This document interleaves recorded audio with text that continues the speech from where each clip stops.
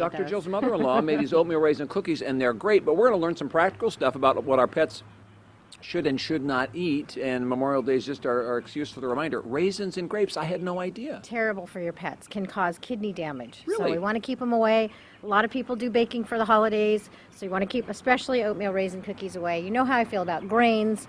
Oatmeal's a grain, right? Yep. So not a good idea to have those out. Diva, you cannot have my cookie. But hit me with some of the highlights, because you and I were chatting earlier, and there's some real surprises in here, what's good and what's not good for our dogs in particular. Right. You know, apricots are in bloom right now. I have a tree that's just plentiful, and they keep dropping on the ground, and the dogs like to eat the fruit. But inside there, if you look, there's a pit. Of course, and that pit is toxic to your pets, and a lot of times they'll collect in their gut.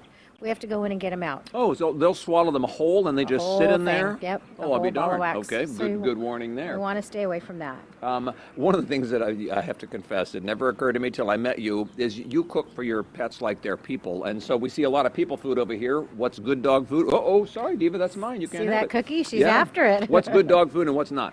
Well, the broccoli, of course, is safe. The apples are fine. Just keep them away from the seeds. I want to make mention, a lot of people give their pet chips. Mm-hmm. And some of them are probably okay. I'm not a big fan of feeding my pet potato chips or corn chips. Corn, of course, a grain.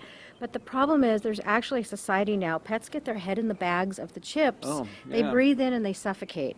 So we want to keep that bag chip clip on there at all times. Any of your Doritos, Cheetos, even boxes of crackers. Diva, by the way, back here, notice how festively Diva is dressed for this Memorial Day holiday. She's very interested in what's going on in a barbecue. That's right. You know, these are hot Italian sausages. They're spicy, so keep those away from your pets. Okay. Right?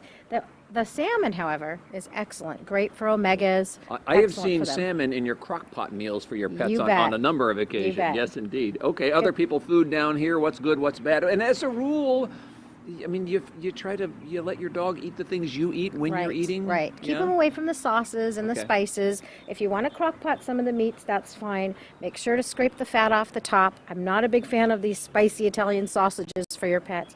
But lean ground turkey meat is okay as long as they don't have an allergy.